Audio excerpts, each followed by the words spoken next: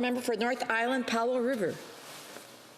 Well, thank you, Madam Speaker. And I first would like to start by letting this place know that I will be sharing my time with the member from London Fanshawe. So first of all, I just feel that it is absolutely critical to start this speech by recognizing the Afghan veterans for their tremendous service and a very hard process to go through. And I think it's also important to recognize the family, because we know the truth is when it comes to military, it's the members who serve, but it is also their families who serve. And I just want to recognize them and thank them so much for their service today as we start.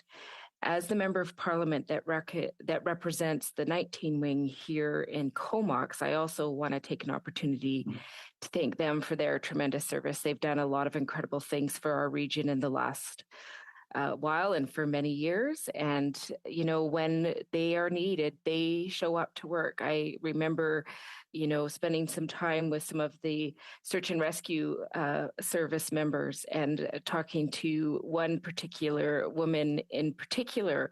And I talked to her about her ability to deal with situations like she dealt with, like jumping out into the water and how you do that when it seems so terrifying to me. And she said, we just train so that when we are called, we just do the work that needs to be done.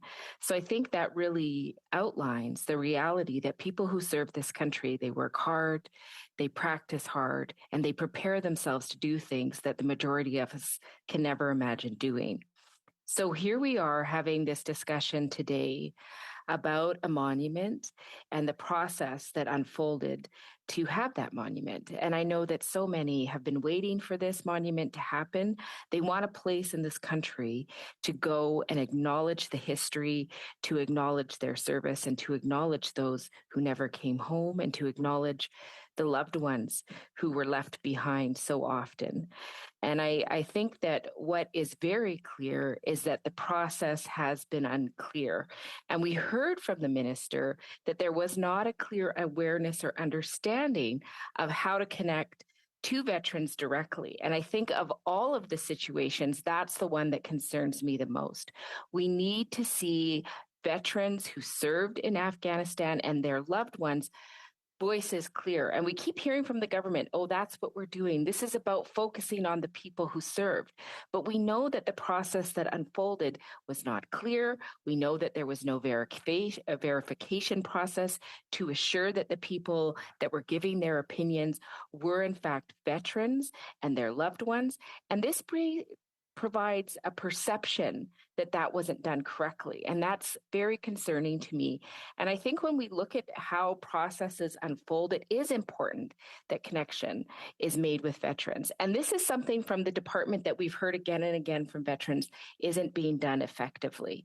So I think, for example, when services moved to the PCVRS for rehabilitation services for veterans, and how many veterans did not know that that was happening. They saw changes to their services and they didn't understand why.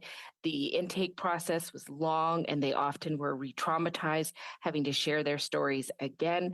We heard from folks that were providing rehabilitation services, in some cases for 40 years, who were excluded from the process. So it was just not clear. And part of the problem was the method was not explained to the service people, to the folks that are veterans, or to their families, which is very concerning. And you know, this is not how it should be for veterans. They should be getting the services they need. And in fact, what I have talked about in the Committee on Veterans Affairs repeatedly is the fact that we need to see veteran-centric services. So we hear again about, things like sanctuary trauma. And I think that's something we need to be taking really serious, Madam Speaker. Veterans who are trying to access supports and services from Veterans Affairs are feeling like they're being re-traumatized instead of being provided the services that they desperately need.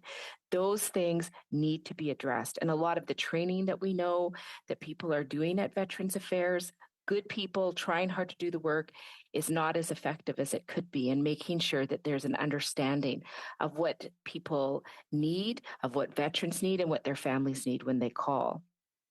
And of course, when I think about this, we've talked several times to the minister in our committee, and one of the things that I've brought up over the last 4 years since I've been serving in that role to the minister is why isn't there direct contact, letters, phone calls, follow ups? If this is a department that I would hope is focused on service delivery, then those things would be happening.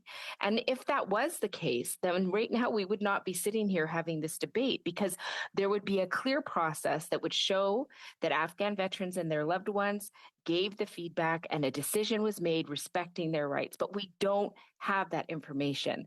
And we know that Leger has come out very clearly and said this was not a method that is clear. It's not consistent. So it becomes this thing we're going back and forth, back and forth. And who's really hurting through this process is the members who served and their loved ones. And that concerns me greatly. So here we are, Madam Speaker, again, looking at this reality. We know that in the last Conservative government, veterans really struggled. They were really frustrated. Their offices were shut down. Access to services was becoming a bigger and bigger concern.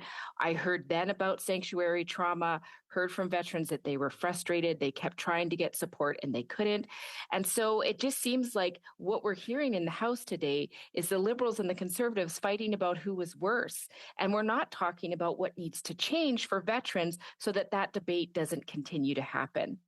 And Madam Speaker, this brings me back as well to the fact that in my office, I keep hearing from survivors of veterans, mostly women, mostly in their late 70s, 80s, and early 90s, that are calling my office and they are talking to me about the survivor's benefit.